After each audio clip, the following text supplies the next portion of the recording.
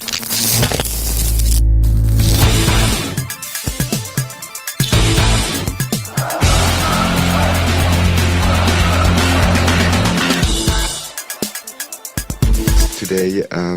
two people from Privacy International. One is Eva Blum-Dumontet.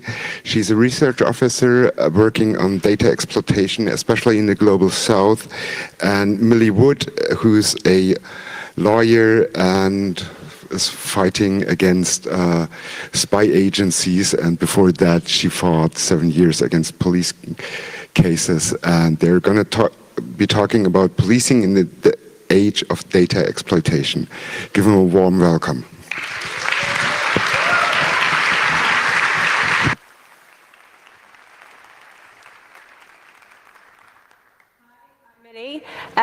As was just said, I've been at Privacy International for 2 years working as a lawyer. Before that, I spent 7 years bringing cases against the police. And what increasingly concerns me, based on these experiences, is a lack of understanding of what tactics are being used by the police today and what legal basis they are doing this on. The lack of transparency undermines the ability of activists, lawyers and technologists to challenge the police tactics. And whilst I'm sure a lot of you have a broad awareness of the technology that the police can use, I don't think this is enough. And we need to know what specific police forces are using against individuals. The reason why is that when you're arrested, you need to know what disclosure to ask for in order to prove your innocence. Your lawyers need to know what expert evidence to ask for in order to defend their client.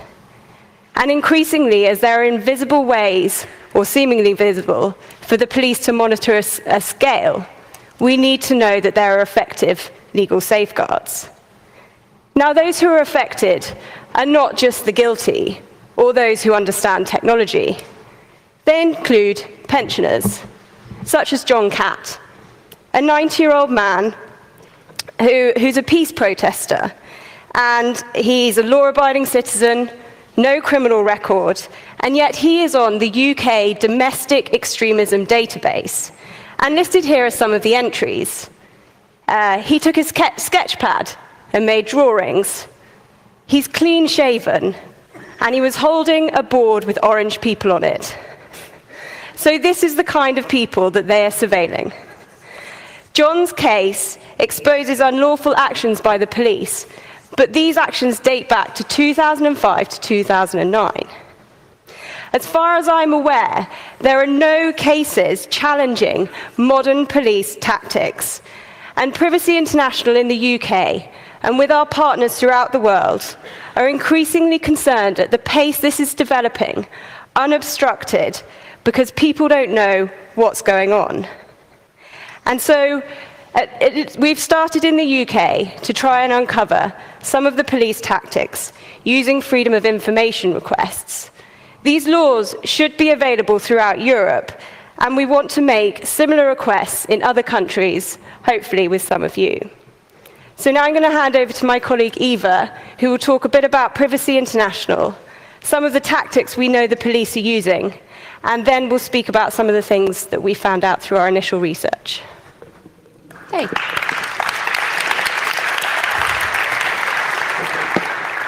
Thank you. So I'm just going to tell you a little bit more about Privacy International for those of you who don't know this organization. We are based in London, and we fight against surveillance and defend the right to privacy across the world. Basically, essentially what we're doing is that we do litigation, we conduct research, and we carry out advocacy, including at the United Nations. We develop policies on issues that are defining modern rights. Now, our work ranges from litigations against intelligence services to a wide range of reports on issues such as connected cars, smart cities, and fintech. We've recently published an investigation on the role of companies like Cambridge Analytica and Harris Media and their role in the latest Kenyan elections. With our network of partner organizations across the world, we advocate for stronger privacy protection in the law and technology, and stronger safeguards against surveillance. Now, we talk about data exploitation, and this is actually the title of the talk. So what do we mean by that? The concept of data exploitation emerged from all concerns that the industry and governments are building a world that prioritizes the exploitation of all data. We observe three prevailing trends in data exploitation. One is the excessive data that's generated beyond our control. The second one is the fact that this data is processed in a way we cannot understand or influence, and the lack of transparency around it. The last one is that at the moment, this data is used to disadvantage us, the ones who are producing this data, and it's further empowering the already powerful. We hardly control the data anymore that's generated for our phones and our computers. But now in the world we live in, data just don't come just from our phones or our computers. It comes from the cars we're driving, it comes from our payment systems, from the cities we live in. This is all generating data. And this data is used by other entities to make assumptions about us and take decisions that eventually influence our lives. Are we entitled to a loan? Do we qualify for affordable insurance? Should we be sent to jail or set free? Who should be arrested? This is at the core of the world that we're building around data exploitation. The question of power imbalance between those who have the data and who get to make decisions based on this data, and those who are producing the data and losing control over it. Now, what does policing have to do with data? What does data exploitation have to do with policing? The police has always been actually using data in the past. To give you one example, in 1980, a transit police officer named Jack Maple developed a project called Chart of the Future. This is how he described it. I call them the chart of the future. On 55 feet of wall space, I mapped every train station in New York City and every train. Then I used crayons to mark every violent crime, robbery, and grand larceny that occurred. I mapped the solved versus the unsolved. Now, the system was used by the transit police, and it was credited with reducing felonies by 27% and robberies by a third between 1990 and 1992. So this generated a lot of interest in this project, and former New York Mayor Rudolph Giuliani asked the New York Police Department to essentially take up Chart of the Future and develop their own project. It became ComStat. ComStat was again essentially about mapping crime to try and make assumption about where crime was happening. So this kind of shows this narrative, the building of this narrative around this idea that the more data you have, the more data you generate, the better you'll be at reducing crime. Now, it becomes interesting in the world we live in that we describe, where we are constantly generating data, often without the consent or even the knowledge of those who are producing this data. So there are new questions to be asked. What data is the police entitled to access? What can they do with it? Are we all becoming suspect by default? One of the key elements of the intersection between data exploitation and policing is the question of smart cities. It's worth bearing in mind that data-driven policing is often referred to as smart policing. So obviously the word smart has been used generally in a generic manner by various industries to kind of describe this trend of using mass data collection in order to provide new services. But there is actually a real engineering connection between smart cities and data-driven policing. The first reason for that is that actually one of the main reasons for cities to invest in smart city infrastructure is actually the question of security. This is something we've explored in our latest report on smart cities. And this is emerging also from the work we're doing with other organizations, including Coding Rights in Brazil and DRF in Pakistan. So actually, Brazil is an interesting example because before the mega events, they started organizing like the Football World Cup and the Olympics. They invested massively in smart city infrastructure, including projects with IBM.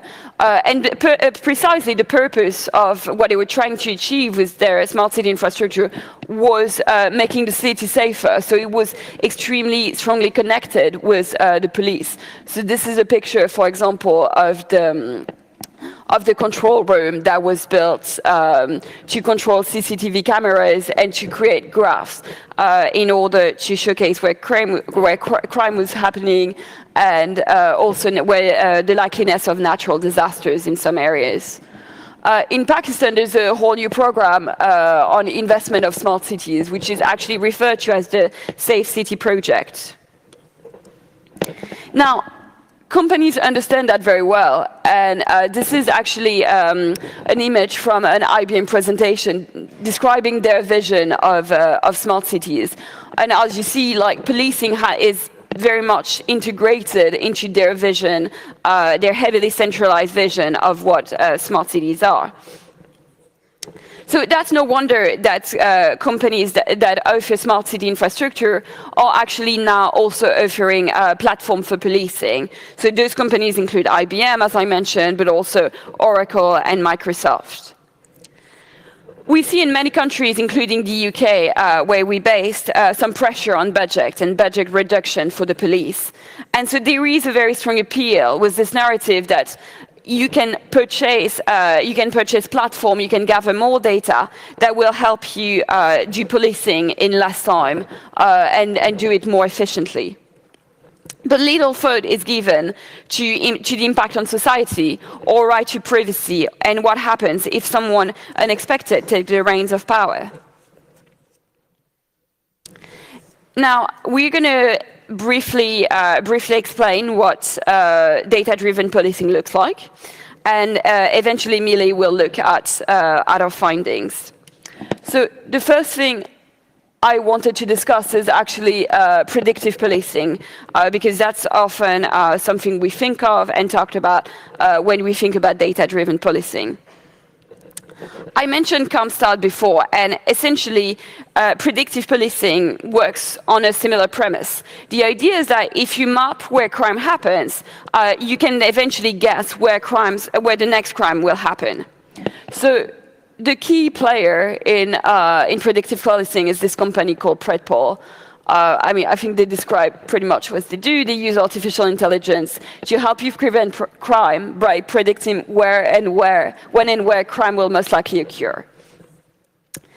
Now, Predpol and other companies using something called the hoax process that's used normally for the prediction of earthquake tremors. So what hoax originally did is that he was analyzing how after an earthquake you have aftershocks, and usually the aftershocks tend to happen where the original earthquake happened, and in a short period of time after that. So the hoax process basically is described as when a certain event happens, other events of the same kind will happen shortly after in the same location. Now, obviously, it actually works quite well for earthquakes. Whether it works for crime is a lot more questionable, but that's actually the premise on which companies that are offering predictive policing services are relying. So basically, applied to predictive policing, the mantra is monitoring data on places where crime is happening. You can identify geographic hotspots where crime will most likely happen again. Now, other companies than Predpol are joining in, and they are adding more data than just simply location of past crimes.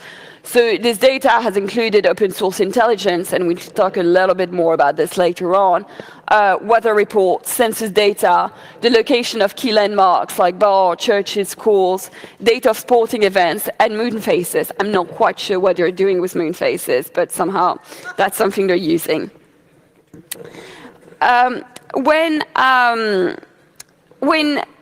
predictive policing first sort of emerged, one of the key concern was whether our world was going to be turning into a minority report kind of scenario where people are arrested before a crime is even committed. And companies like Predpol were quick to reassure people and say that they're not concerned about who will commit crime, but where crime's happening. Now, that's not actually true, because in fact, at the moment, we see several programs emerging, especially in the US, where police departments are concerned not so much with where crime's happening, but who's committing it. So I'm going to talk about two examples of this. One is the Kansas City No Violence Alliance, which is a program led by the local police to identify who will become the next criminal, basically. And they're using an algorithm that combines data from traditional policing, as well as social media intelligence and information that they have on drug use. Based on this, they create graphics that are generated using predictive policing to show how certain people are connected to already convicted criminals and gang members. Once they've identified those people, they request meeting with them, whether they've committed crimes or not in the past. And they have a discussion about their connection to those convicted criminal and gang members. And what they tell them is that they all warn that if a crime next happens within their network of people, every person connected to this network will be arrested, whether or not they were actually involved in the crime being committed. Now, there are actually dozens of police departments that are using similar programs. The Chicago Police Department has an index of the 400 people most likely to be involved in violent crimes. That sounds like a BuzzFeed article, but actually there is a reality which is extremely concerning, because those people who are in this list are, for the most part, not actual criminals. They are purely seen to be connected to people who've committed crime. So if your next door neighbor is a criminal, then you may well find your name on that list. Now, predictive policing is deceptive and problematic for several reasons. First of all, there's the question of the presumption of innocence. In a world where even before you commit a crime, you can find your name on that list or be called by the police, what happens to this very basis of democracy, which is the presumption of innocence? But also, there's the other question of, can we really use earthquake, the math that was originally designed for earthquake, and apply it to human beings? Because human beings don't work like earthquake. They have their own set of biases, and the biases starts with how we collect the data.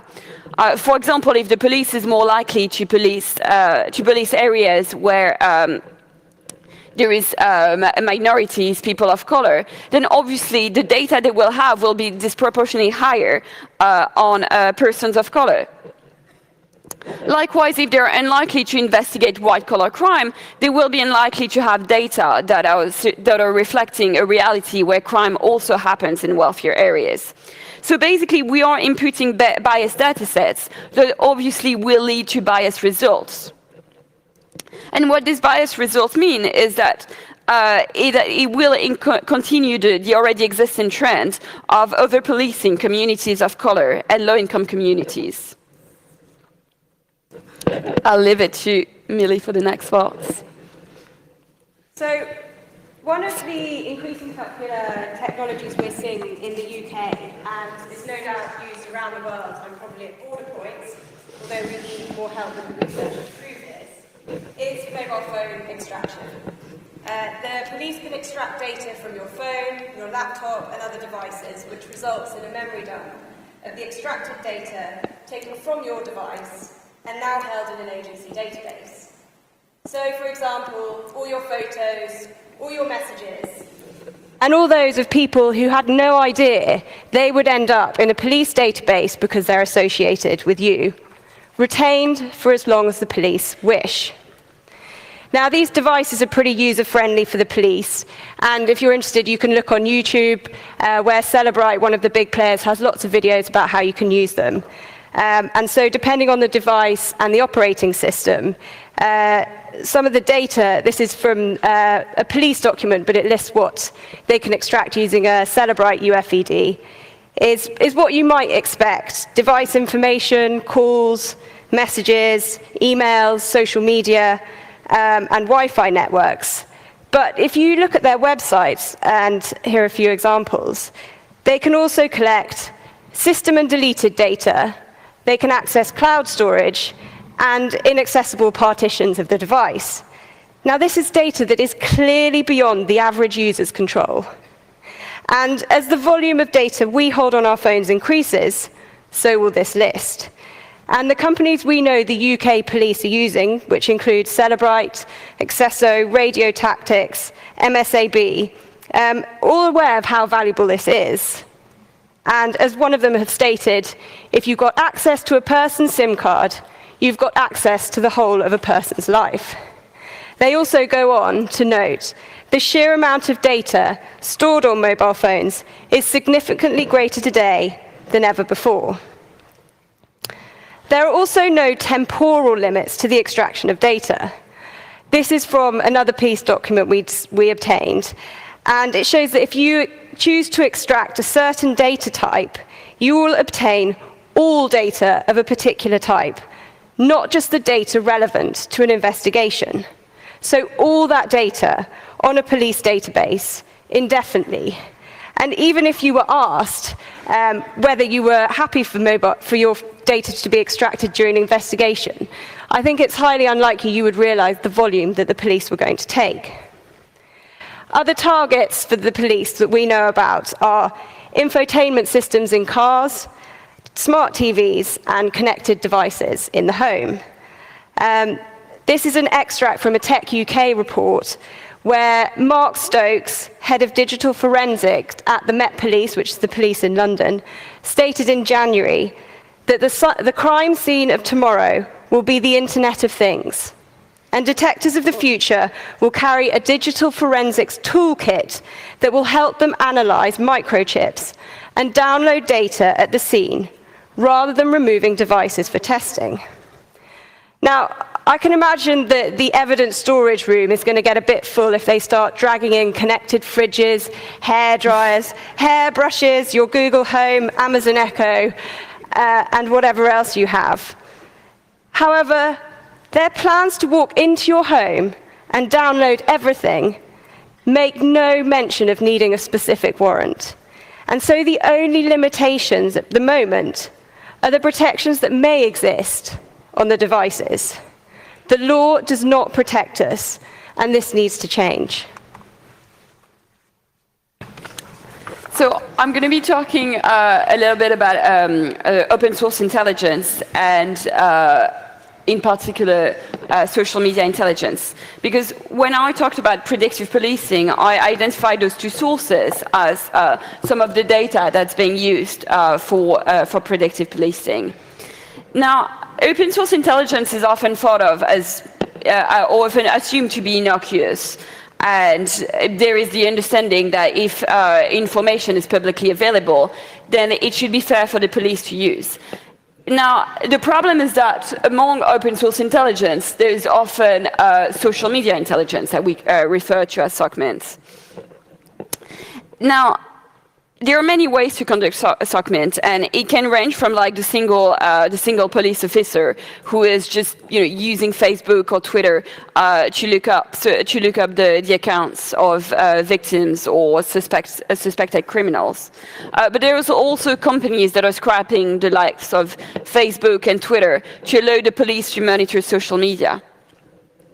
Now, social medias have blurred the lines between public and private because obviously, we are broadcasting our views and on this platform. And at the moment, the police have been exploiting this this kind of unique space, this blurred line, they are accessing this content in a completely unregulated manner. As long as the content is publicly available, like for example, you don't need to be friend or to have any already established connection with the suspected criminal or the police or the victim. Anything that's available to you is completely unregulated. There are no rules. And I mentioned earlier the question of budget restriction. And so the police is benefiting hugely from this because it doesn't really cost anything to use social media.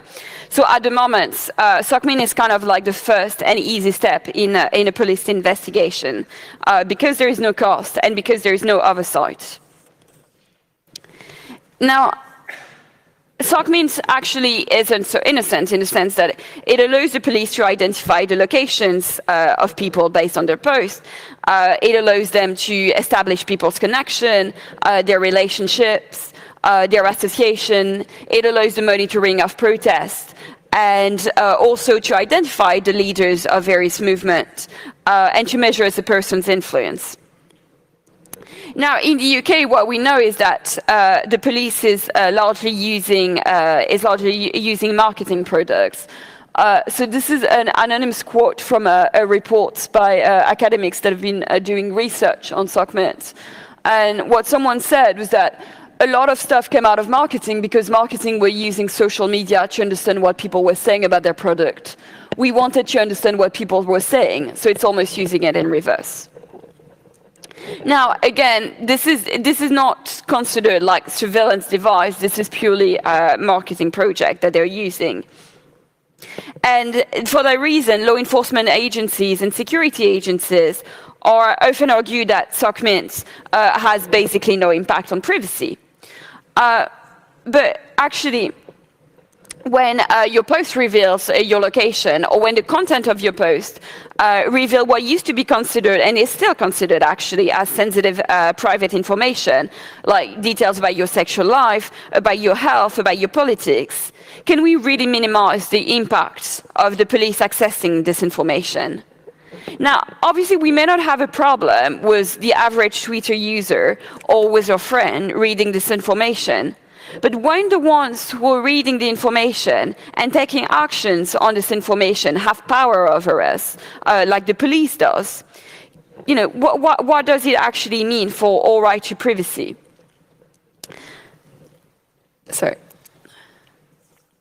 And that's not to say that that's not to say that people should stop using social media, but rather what kind of regulation can we put in place so that it's not so easy for the police to access.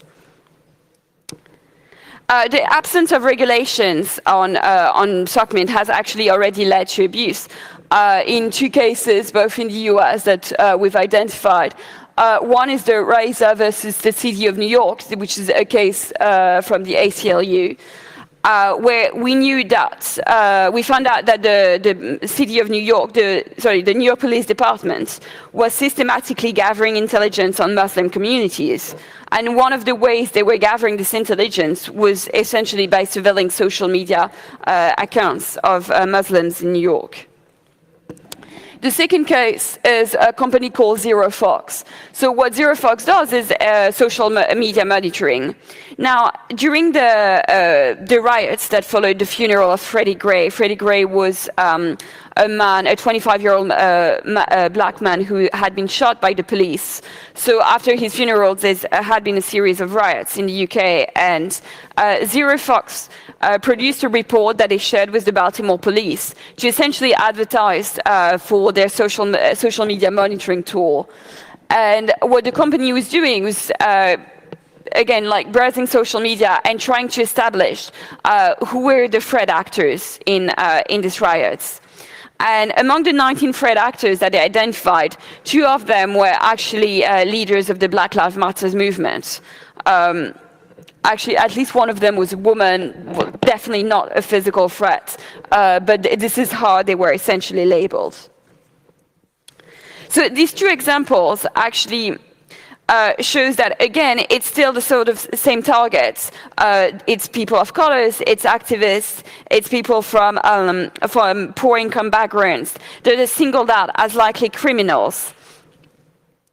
And it's very telling when we realize that SOCMINT is actually one of the source of data that's eventually used for predictive policing. And then again, predictive policing leading to people being more surveilled and potentially exposed to more police surveillance based on the fact that they are singled out as likely criminal. Now, social media is a fascinating place because it's a mix between a private and a public space. As I said, we are broadcasting our views publicly, but then again, it's a privately owned space where we follow the rules that is set up by private companies. Now, if we want to protect this space and ensure that like free expression and political organization can still happen on the spaces, we need to fully understand how much the police have been exploiting the spaces and how we can limit and regulate their use of it. Now, I'll talk to Millie about what we can do next. So I'm going to briefly look at some of our initial findings we've made using freedom of information requests. Broadly, the lack of awareness by the public, weak legal basis, and a lack of oversight. Now, sometimes the lack of awareness appears intentional. We asked the police about their plans to extract data from connected devices in the home, and they replied, neither confirm nor deny. Now, this is kind of a bizarre response, given that Mark Stokes, who's a member of the police, had already said that they plan to do this. In addition, the UK Government Home Office replied to us, saying the Home Office plans to develop skills and capacity to exploit the Internet of Things as part of criminal investigations. They also said that police officers will receive training in relation to extracting, obtaining, retrieving data from or generated by connected devices. So we wrote back to every police force in the UK who had refused to reply to us and presented the evidence, but they maintained their stance. So we will be bringing a challenge against them under the Freedom of Information Act. Now, EVA has also identified the huge risks associated with predictive policing. Yet in the UK, we've found out this is set to increase, with forces either using commercial tools or in-house ones they've developed, or planning trials for 2018. There has been no public consultation, there are no safeguards, and there is no oversight. So when we asked them more questions about their plans, we were told we were vexatious, and they won't respond to more requests, so it seems like we have yet another challenge. And what about mobile phone extraction tools? Here are some of the stats that have been found out.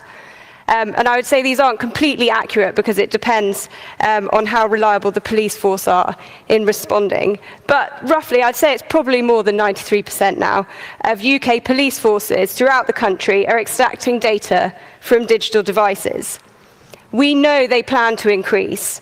We've seen in their documents they plan to train more officers, to buy more equipment, and to see extraction as a standard part of arrest, even if the devices had absolutely nothing to do with the offence. And so these figures are likely to increase exponentially.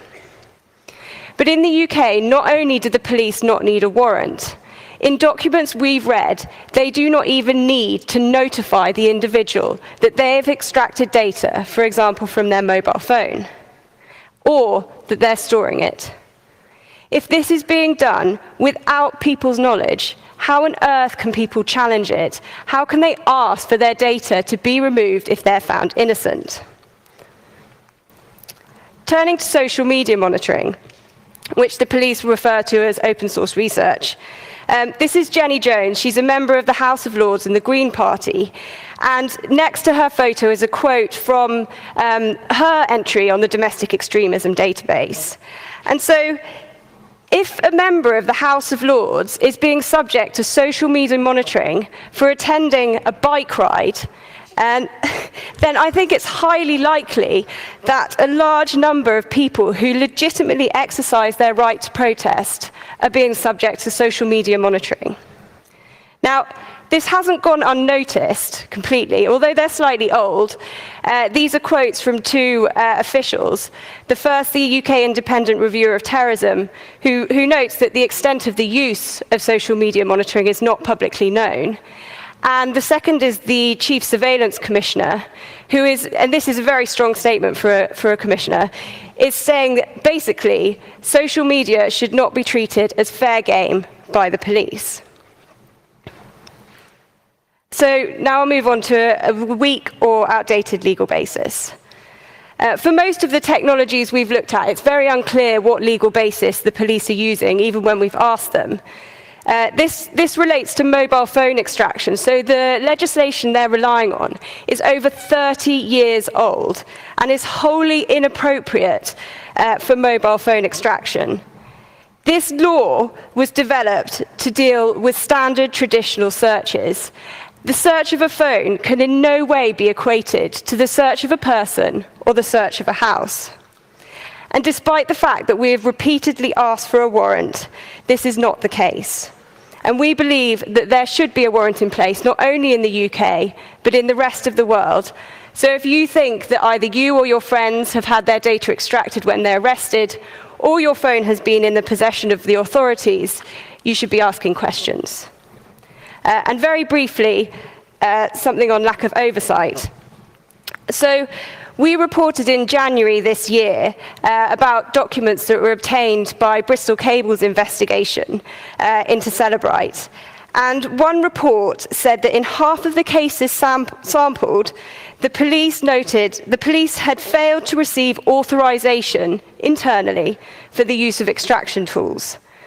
Poor training undermined investigations into serious offences such as murder, and inadequate security practices meant encryption was not taking place, and even when it was easy to do, and they were losing files containing intimate personal data. So why does this matter? Here are some key points. In relation to information asymmetry, it's clear, as Eva has explained, that the police can now access far more data on our devices than the average user. In relation to imbalance of power, it's clear they can collect and analyze sources that are beyond our control, whether it's publicly placed sensors, cameras, and other devices. There is also unequal access, and if lawyers don't know what's being gathered, they don't know what to ask for from the police. All in all, this puts the individual at a huge disadvantage. Another impact is the chilling effect on political expression. Now, I'm sure many of you maybe think that the police monitor your social media, but the average person is unlikely to. And so if they start to know about this, are they going to think twice about joining in protesting either physically or using a hashtag? And what about who your friends are? If they know you attend protests, and they really want to have their data on your phone if they know that potentially that could be extracted and end up on a police database. It's far easier to be anonymous face among many people than a single isolated person standing up to power. But these new forms of policing we've been discussing redefine the very act of protesting by singling out each and every one of us from the crowd. So, what can we do? Many of you will be familiar with these technologies, but do you know how to find out what the police are doing? In the UK, we've been using freedom of information requests. We want to do this with people throughout Europe, and you don't need to be a lawyer, so please get in touch. We also want to dig into the technology a bit more. I want someone to use a Celebrite UFED on my phone and show me exactly what can come out of it. And we want to tell lawyers and activists about these new techniques. Many lawyers I speak to who are experts in actions against the police do not know the police are using these tools. This means they don't know the right questions to ask. And so it's fundamental you speak to people who are bringing these cases and tell them about what they can do or what questions they should be asking. And finally, we want you to also raise the debate, to share our research, and to critique it. Thank you.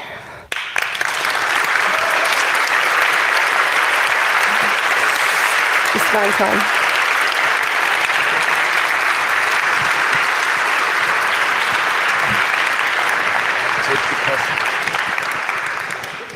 So we've got ample of time for Q&A.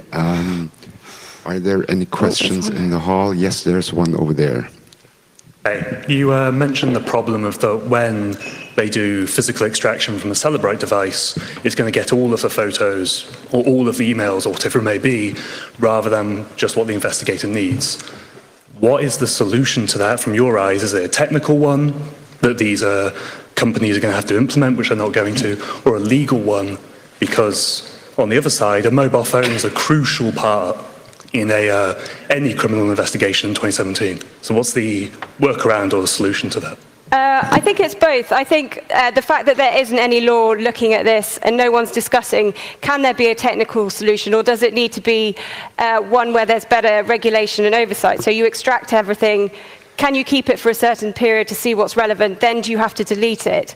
The trouble is we don't see any deletion practices, and the police have publicly stated in the media that they can just keep everything as long as they like. They like data. You can kind of see why, but that doesn't mean they should keep everyone's data indefinitely just in case it's useful. So I think there may be tech solutions, there may be legal ones, and I think perhaps both together is one of the answers.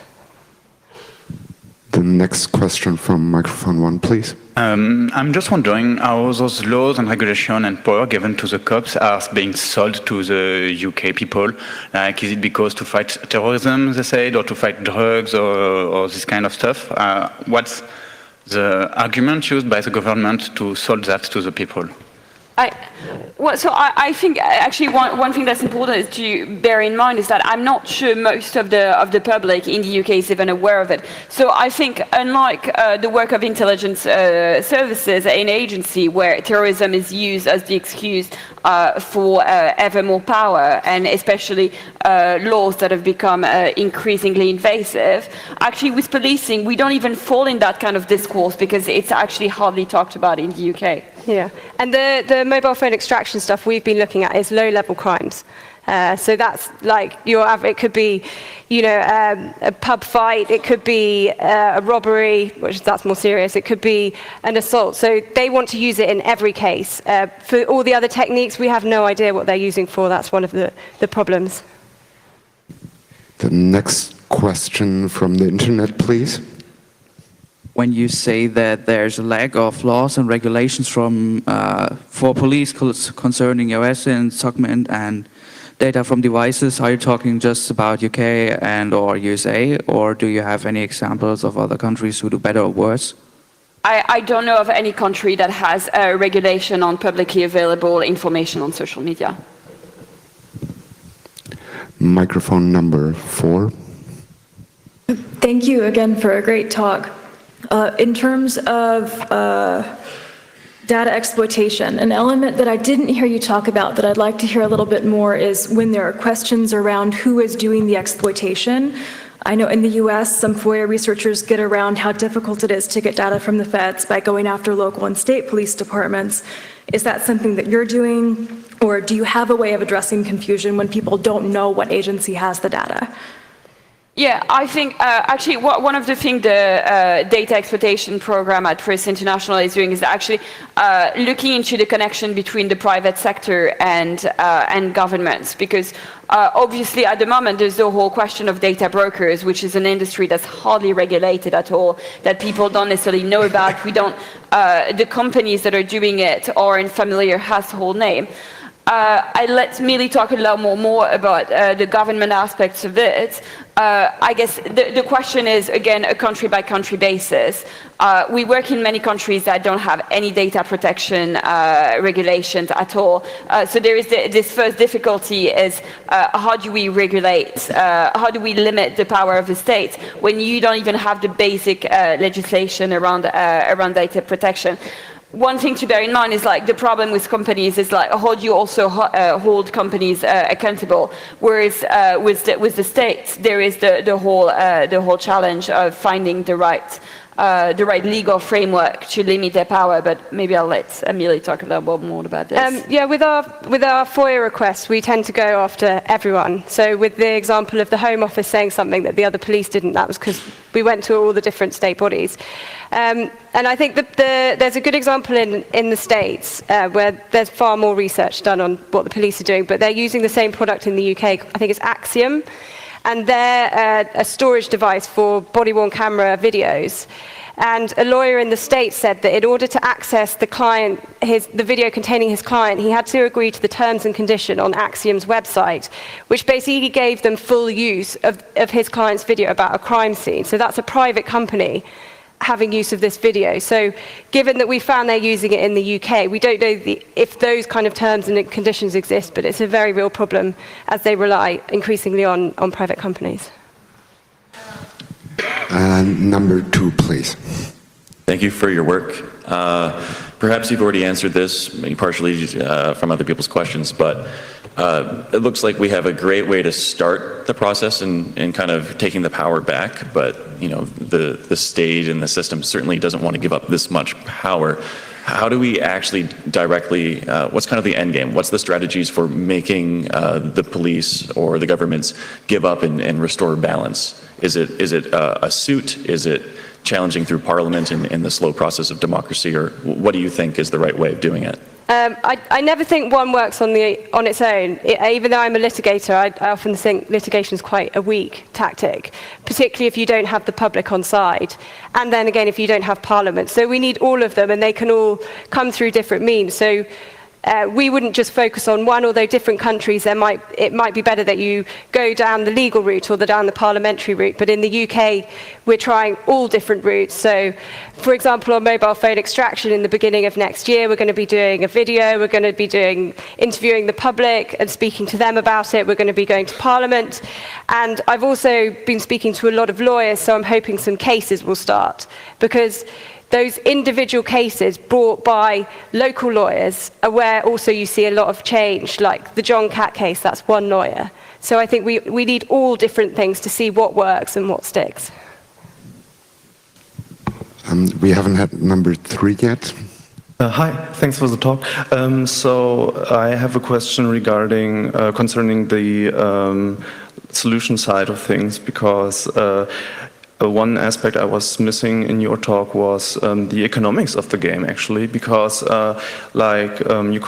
are from the UK, and the private sector has stepped in also in another public domain, the NHS, to help out because funds are missing. And I would like to ask you whether or not you think, first of all, the logic is the same within the police departments, because it might also be a cost-driven aspect to limit the salaries, or because you have a problem with police force coming in because you have to pay their rents and automated things, especially when given to the private sector, which has another whole logic of thinking about this stuff, is cost saving. And so maybe it would be a nice thing whether if you could talk a bit about the attempt to maybe get economics a bit more into the picture when it comes to solutions of the whole thing.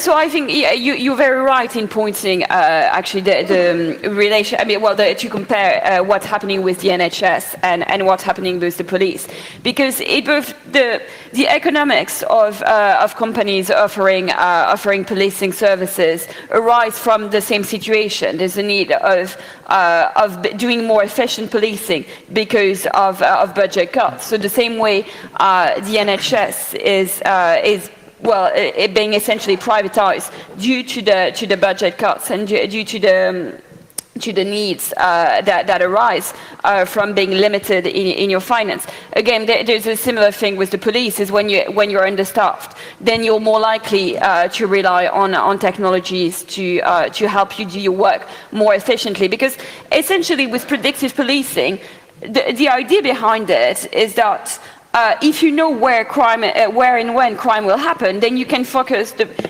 limited resources you have there, and not sort of look at the more global, larger picture. So, I mean, I'm not going to be here on stage advocating for more funds from the police. I'm not going to do that.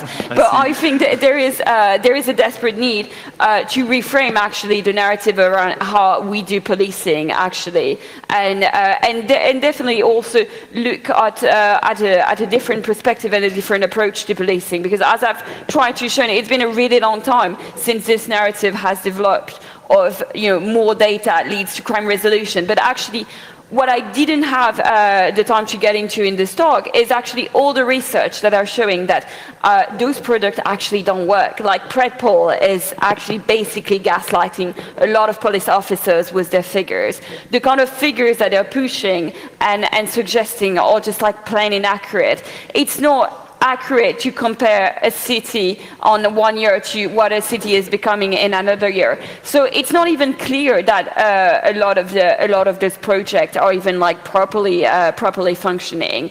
And in a sense, I don't want them to function. I'm not going to say, oh, if we had better predictive policing, then the problem will be solved. No, that's not the question. Yeah. The question is how do we have regulation that force the police to look differently into the way they're conducting policing? Number 4, please. So thank you for your presentation. I have a question about SOCMINT. From my opinion, SOCMINT might violate the terms of services of, for example, Twitter and Facebook. Have you tried to cooperate with these companies to make them actually enforce their TOS? So there's two things. As I said, like there are companies that are doing scraping of data, and you're right. In this case, they violate the terms of services of Facebook and Twitter. Now, the problem is that there is already a loop to this, and actually, the marketing company I was talking about that's being used by the UK police, what they essentially do is that they purchase the data from Facebook and Twitter. So this is why it's interesting, because when Facebook say, "Oh, we don't sell your data," well, essentially, actually, with marketing tools that are there to monitor what people say about products, essentially what they're doing is selling your data. They're not selling necessarily like your name or your location or things like that. But whatever you're going to be posting publicly, for example, in like groups or public pages, is something that they are going to be trying to sell to those companies.